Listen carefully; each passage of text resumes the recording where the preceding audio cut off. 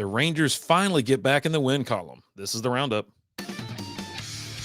That's a little loud, but you know what? I'm gonna press on. How are we doing, Rangers fans? I don't know if it's not Happy Memorial Day because Memorial Day is a sad, somber day. You know, it's to remember the fallen, the ones that gave the ultimate sacrifice there. But we're here. It's Monday, and it's game day, Ranger fans. After a long, I'm talking, it seemed like forever road trip. I think I lost 5 or 6 in a row, and then finally stopped the bleeding on Sunday. It was you get manhandled by the Yankees. Some of them were close. We talked about it last time. Some it was okay, but then you you think you're gonna have a layup against the White Sox, and the White Sox pretty much just welcome you to the city by pulling your pants down and spanking you, right in front of while you're on the road. Ugh. Anyways, let's hop into it. All right, game one. They obviously Sox win 4-1 in a dominant display. Burke, he's 3-5, 4.33 ERA. Malley gets his second loss of the season. 1.80 ERA. Wilson gets his first save of the season, 1.72. I meant to say Burke got his third win of the season. I left that part out because I'm jumping all over the place. Rangers put up 1 run, 3 hits, and had an error. White Sox 4 runs on 8 hits and no errors. White Sox blew it up in the third, and they dropped a 3. They put up 3, dropped a 3, put up 3, whatever. Scored 3 in the third. Rangers put up 1 in the 6th, but the Sox countered with their own 1 run. Nothing else doing. 3 hits, man. 3 hits ain't going to get it done. I don't know what is going on with this lineup. And Bochy's been messing with it. You've seen Garcia fall. You've seen Simeon. He's batting last. He's trying everything he can to figure out what the hell is going on. And it's just rough. I think Berger had the only RBI. I think he's Berger's been hitting pretty good. I like Berg, dog. All right, player of the game was Burke. He threw 6 innings, gave it 3 hits, had 1 earned run, 6 strikeouts. Josh Young, he's 1 for 1, had a double and 3. He had 3 walks. This is the first time in his career, 3-walk game. Sosa went 2 for 3 with a run. No homers in this game. Total bases. White Sox beat the Rangers 8 or led. I don't know, 8-5 in favor of the White Sox. Whatever. White Sox had the only stolen base, and Sox left 6 on versus the Rangers 5. Rangers had the only error of the game. So, I mean, yeah, they gave up 3 in the third, but nothing else was really doing. You're telling me that's it? You can muster up 1 run? Malley threw 5 innings, gave up 5 hits, 3 earned runs, had 3 walks, 3 strikeouts. I mean, what? It hurts. Hurts to see this. So I keep pronouncing this guy's name wrong. Bouchley. He threw an inning, gave up 3 hits, a run. Latz threw an inning, had 2 strikeouts. Wynn came in, threw an inning. He had 2 strikeouts as well. So, but just the bats were so ice cold. Haggerty struggling. He did get a walk, though. I'll say that. Smith had 4 at bats. No, nothing doing. Nothing. Struck out once. Langford had 4 at bats. He had a run, got a hit. He did strike out twice. It's just tough, right? You're sitting there looking at this. Now, I will say this: Garcia and Simeon both, they were towards the bottom. They were 8, 9, and then you had Heim down there with them in the 7 hole. And Garcia didn't strike out, neither did Simeon. It's great. It's better, right? But Heim struck out twice. It's just tough. You're starting to look at these batting averages and these OPS, and it's not great. These numbers are super low, incredibly low. Well, I don't want to bash you over the head too much longer about this one game, and it did suck. Anyways, it's Saturday, right? It's new day. Let's go. Saturday, baby. Yeah. Rangers lose 5-10. I was sitting there listening. We were watching the game, and then we got in the car. We're listening to it. My wife had me running all over town with these stores. We're looking for plants and all this kind of crap around the house, doing all these upgrades and crap. And I'm sitting there listening to the game. I'm like, what the hell is going on? It's like crazy. And by the end, you're listening on 105.3 The Ticket, or not the Fan, excuse me. 1310 is The Ticket. 105.3 The Fan. And they just like the announcers, they're just sitting there just kind of having a basic low level like just conversation, just like, oh, it's it is what it is. Like they were just defeated. You could hear it. It just sounded terrible. Anyways, again, 10-5. White Sox pound the Rangers. Rangers put up 5 runs on 7 hits and an error. White Sox 10 runs on 14 hits. They had 2 errors as well. Rangers get things going in the first. They score. And usually when they score, this is the way it was a while back. When they score first, guess what? They usually win. It was a Josh Smith double, and Sam Haggerty scored, and then nothing doing for the next couple innings. And then, hey, top of the 4th, Rangers put up 2. White Sox counter with 2. Okay, fine. Rangers come back in the 5th, put up a run, and then the bottom of the 6th happened, and they bombarded the Rangers. Put up 6 freaking runs. They tacked on 1 more in the 7th, 1 more in the 8th. Just a complete beating.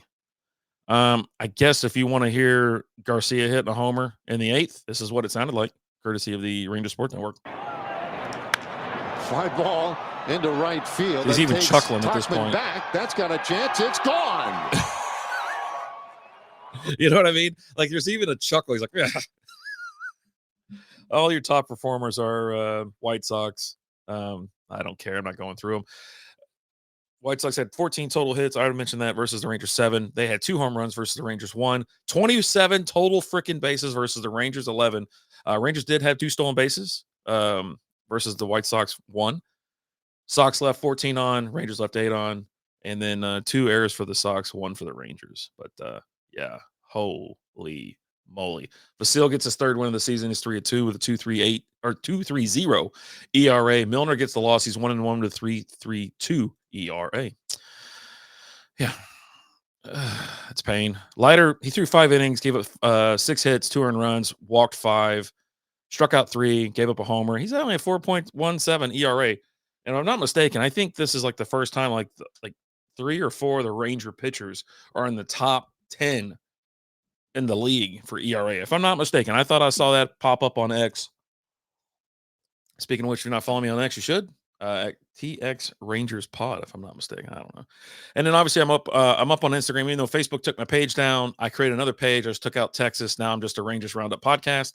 Head on over there for some reels. And then obviously most of the reels and shorts and things that I produce or put up are on YouTube. So it's a little bit of a hectic week at work. So, and with not a lot of offense, there's not much to post. But, hey, I'm trying. All right. So, yeah. You want to move on to game 3, Sunday, the little afternoon special? I was sitting there watching this in the Stars game, and the Stars had me freaking going bonkers. And then I was like, you know what? I'm turning off the Stars game. Let me just watch the Rangers game. I had it on for most of the day, or most of the time, I guess I should say, and then I bounced back to it in the 8th inning. I was like, okay, let's just see what happens. Come on, man. Let's get a win. Let's feel it. And anyways, yeah, they went 5-4. Armstrong gets his 2nd win of the season. He's 2-1 with a 4.29 ERA. Leisure gets his 4th loss of the season, 4.26 ERA. Garcia gets his 2nd save, 2.45 ERA for him. Rangers put up 5 runs on 6 hits, no errors. White Sox 4 runs, 9 hits on 1 error, not on 1. Rangers put up 2 in the 2nd. It sounded like this is a Jake Berger home run that knocks in him and Josh Young. Obviously, it's a home run, so he scores. Ranger Sport Network. Martin's 1-0, and that ball smoked deep out to left. It is gone. That pop off the bat was freaking crazy. I love, like I said, I love Berger. I think he's got some every so often some fielding issues or handling short hops or something like that. But I like him at the plate. Yeah, good stuff. So Rangers put up 2 in the 2nd inning. White Sox counter with 1 in the 4th, and then 2 more in the 6th. Rangers had to fight back in the 9th, put up 3. You're sitting there watching, like, okay, let's see what happens. You know what I mean? It was a Higashioka reaches on like a fielding error, which brought in Josh Young. Pretty sure they had the bases loaded. They were walking. They were getting on base towards the end, and then Garcia pumps one out to left field. He was kind of pimping it a little bit. I don't know if he thought it was gone, but he was watching it. It took him a little bit to get to get out of the box. He knocks in Berger, and then Kyle Higashioka. But I'll tell you what, I was like, okay, fine, great. We're up by 2 going into the bottom of the 9th, and it gets hairy. It really does. And thank God they pull out this freaking win because the White Sox did put up one more run. And geez, why is it that tough to beat this team? I think the White Sox record is a bit misleading because they're not a bad. I mean, yes, they are a bad team, or they just have problems. Something always happens, right? Um, but gee whiz, I was expecting a series win and hoping for a sweep. Uh, yeah, Rangers damn near got swept. So up in Chicago. So your players of the game, let's see what we got here. Dolis Garcia, 1 for 4. He's your player of the game. Had a double, struck out twice, 2 RBIs. Berger is top performer. Outside of that, 2 for 4, a homer, a double, 2 RBIs, and 2 runs. I don't understand how he's not the player of the game. Maybe because he didn't knock in the go-ahead run. But Berger had a hell of a lot better game than Garcia, in my opinion, on this one. But I'm glad for El Bombi getting up there and popping it. You knock it in a couple when you really need it. Your ass is on the line. You've slipped so far down in the lineup, and you're like, I got to come through. I got to come through. And thank God he did. So White Sox had 2 homers versus the Rangers 1, 19 total bases versus the Rangers 11, 1 stolen base versus the Rangers none, no stolen bases. Both had 5 left on, and then the White Sox committed the only error. So there you go. Just why is every day a stress? Why is every day stressful? Corbin hit the bump. He threw 5 in 1/3 innings, gave up 5 hits, 3 runs, had a walk, had 6 strikeouts, did give up 2 homers, but he's still rocking a 3.75 ERA. Jackson and Latz both came in for 2/3 of an inning. Armstrong for an inning and 1/3, and then Garcia with the save.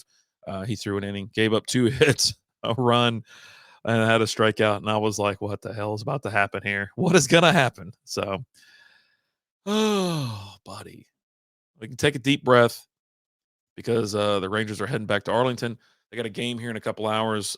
We do have some heavy rain in the area. It rained really bad last night. I guess it's a good thing about playing in a dome, but just getting to the game and walking in, you might get a little wet.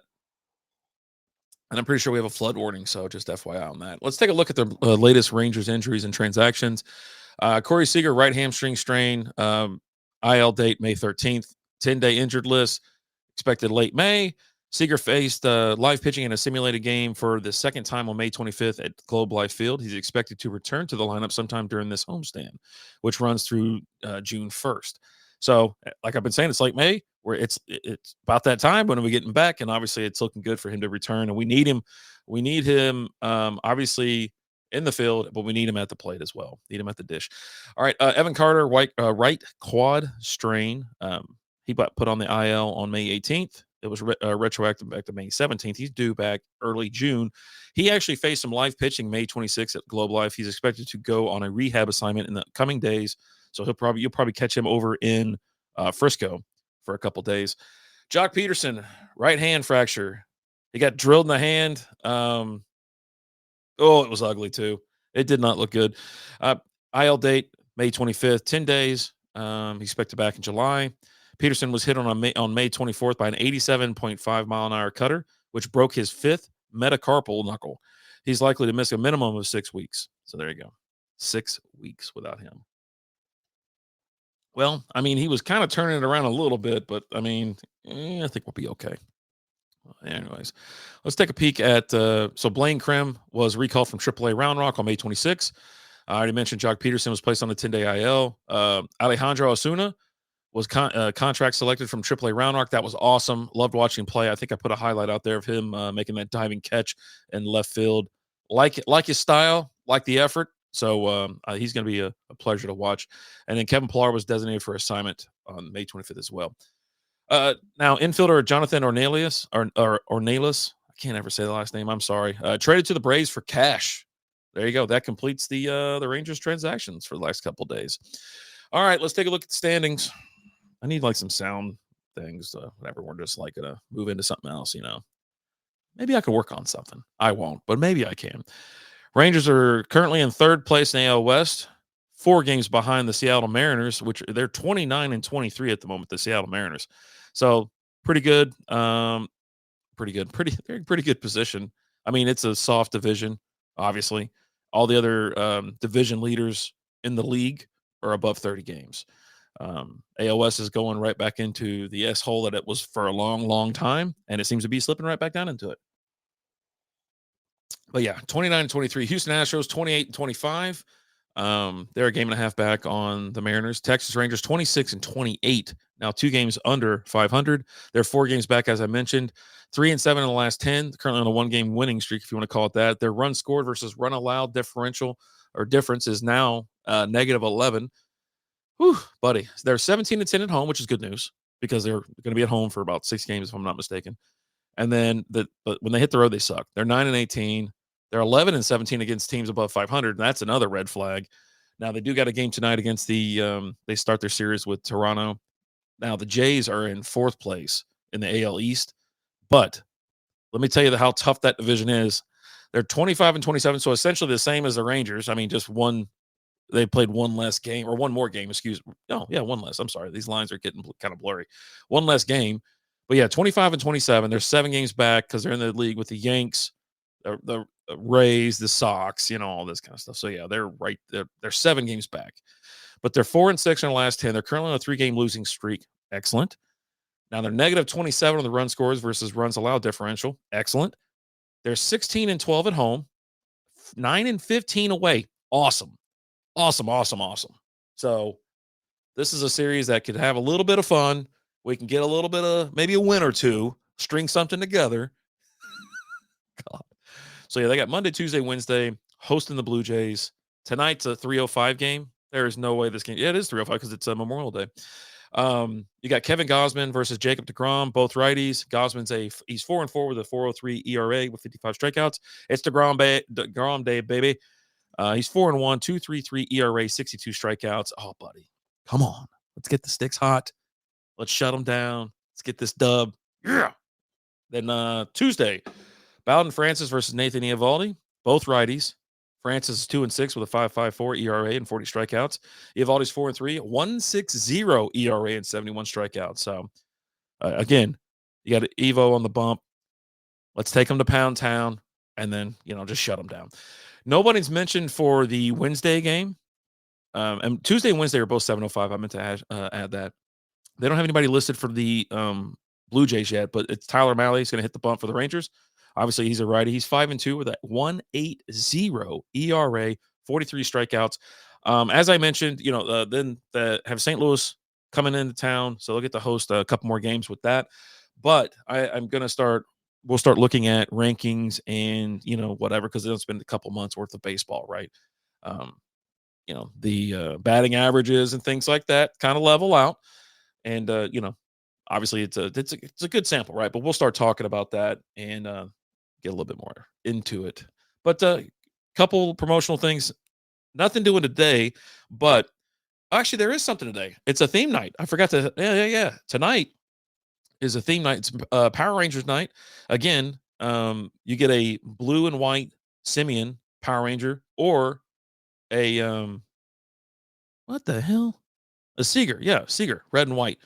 So it's Go Power Rangers, but this is sold out. So if you got a ticket, congratulations, because you needed to get this. It says, join us as we celebrate our favorite pop culture superhero franchise at Globe Life Field. Theme night tickets purchased through this offer will come with the choice of a red Corey Seager or blue Marcus Simeon Power Ranger / Texas Ranger jersey. Sizes are limited. Buy your tickets now. It's morphin' time. So there you go. Pretty cool stuff. Next one's in June on the 13th. There's a handmade. It's a horror flick theme night. Handmade by robots. That's really weird. Anyways, and then you got a branded Bills Father's Day thing Sunday, June 15th. But yeah, cool stuff. We'll keep an eye on the other upcoming things. But Tuesday, Bruce Bochy World Series Parade bobblehead for the first 15,000 fans. It's pretty cool. He's in the back of the Tundra waving and stuff like that. So looks pretty neat. He's got the shades on. And then Wednesday's Dollar Hot Dog Day. I think since we're not doing strikeout beer, I'm going to try to go to a Ranger game. But I don't want to say that too loud because then Lizzie will be like, hey, I thought you said we were going to go to a Ranger game. I said I was going to go to a Ranger game. Anyways, it always costs more when you bring your wife with you. It's like double. Whatever it is, it's double. Could be triple. Depends on what she gets into. So there you go. I don't want to say a sweep, but I expect to win this series. I expect 2 games with DeGrom and Eovaldi going up against some pitchers that do give up hits, do give up runs. So they're not good on the road. Rangers are good at home. This is the time to shine. And if we get Seager back at some point during this homestand, I don't know if it's going to be. Obviously, they mentioned they didn't activate him as of yet. So yeah, what are you gonna do? But yeah, that'll do it. Hope you guys and gals have a great week. And yeah, let's go Rangers. Let's go Rangers! Let's go Rangers! Let's go Rangers! Thanks for listening to the Roundup.